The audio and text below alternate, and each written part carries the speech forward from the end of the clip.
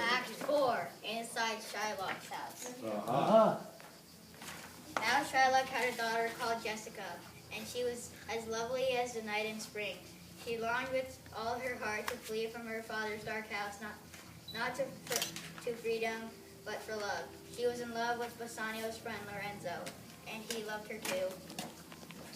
Oh, sweet Lorenzo, if thou keep thy promise, I shall end this strife, become a Christian, and be thy loving wife.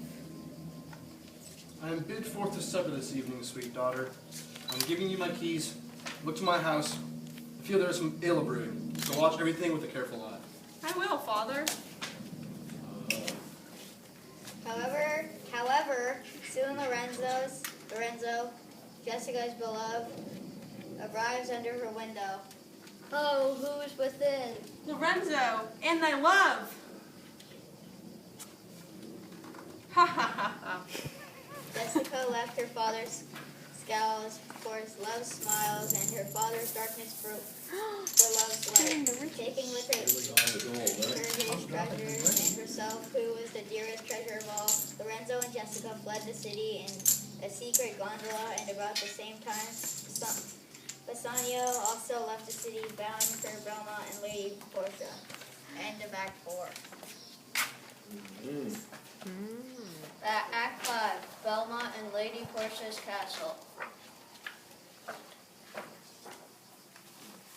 Soft music played, delicate airs in the silent chamber where the chests were kept. For a new suitor had come to Belmont to try for the lady. He did love Portia, for he was willing to risk all he had on the chance of winning her. The first chest of gold says, "Who chooseth me shall gain what many men desire." The second chest of silver says, "Who chooseth me shall get as much as he deserves." The third chest, dull lead, says, "Who chooseth me must give a hazard all he hath."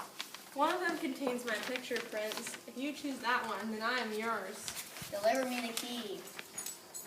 Ah, it's the key. Which one do you take it? The lead? Go for the Take it there, Prince, and if my likeness lies within, then I am yours. Guess not. Not fair, Portia's likeness, but a dust had glared up at him. He had lost all. He took his sad departure with dignity and nobility. End of Act 5. You chose the wrong one.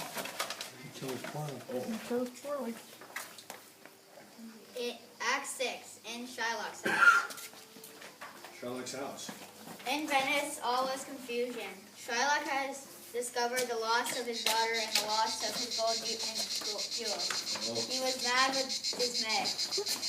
My gold! My daughter!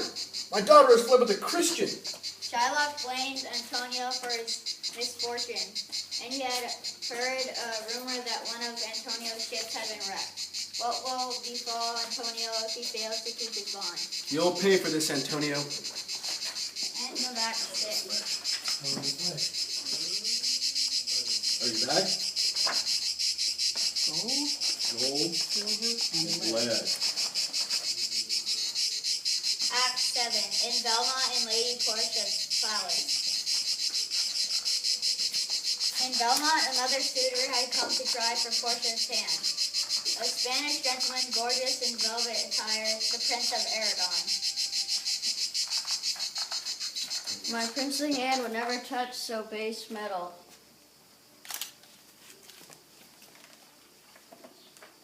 What many men desire, I will not choose what many men desire. Who chooseth me shall get as much as he deserves.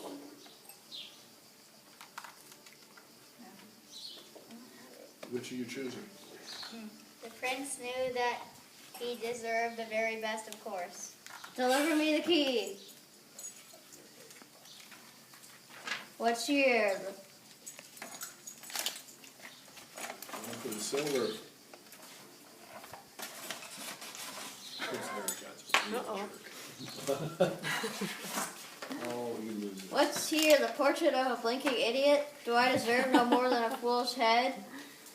No, you don't. With one fool's head I came to woo, but I go away with two. End of Act 7. Act 8. Near the Rialto Bridge in Venice. You're ready, Glenn. Have you heard that one of Antonio's ships has been wrecked and all of its cargo is lost? Antonio is in great distress and near to being bankrupt.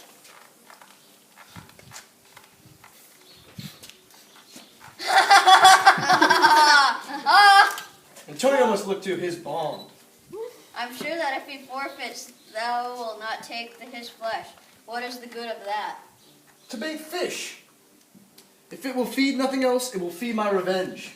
He hath disgraced me, laughed at my losses, mocked my gains, scorned my nation, thwarted my bargains, cooled my friends, and hated mine enemies. And what is his reason?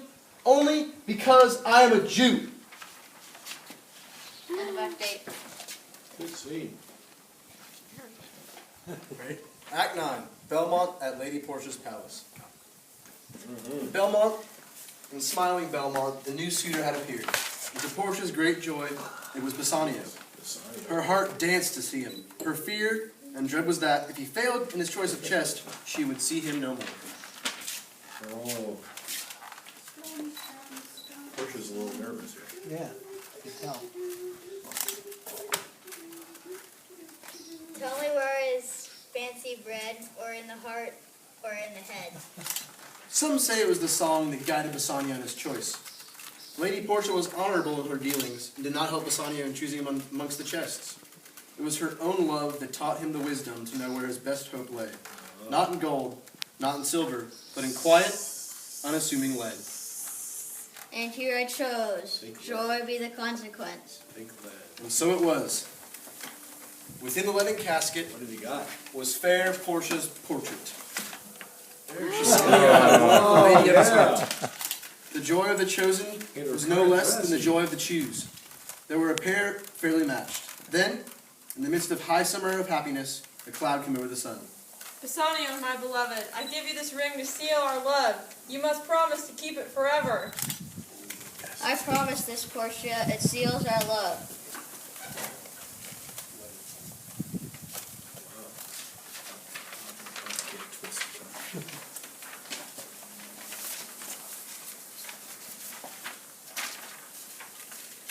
My ships have all miscarried, my creditors grow cruel, my estate is very low, my bond to the Jew must be forfeited. All is lost. Bassanio, I offer you part of my fortune to pay Antonio's bond. Belmont was fallen into dullness and sadness. The house was quiet and the gardens empty. Lutes and guitars were silenced. Bassanio had fled to Venice to try to save the good Antonio. If I cannot help Antonio with my wealth, perhaps I can do so with my wit. Lady Portia had a cousin in Padua, Dr. Bellario, who was most learned in the science of law. So Lady Portia and Nerissa set off for Padua to seek his help. I want to see Nerissa.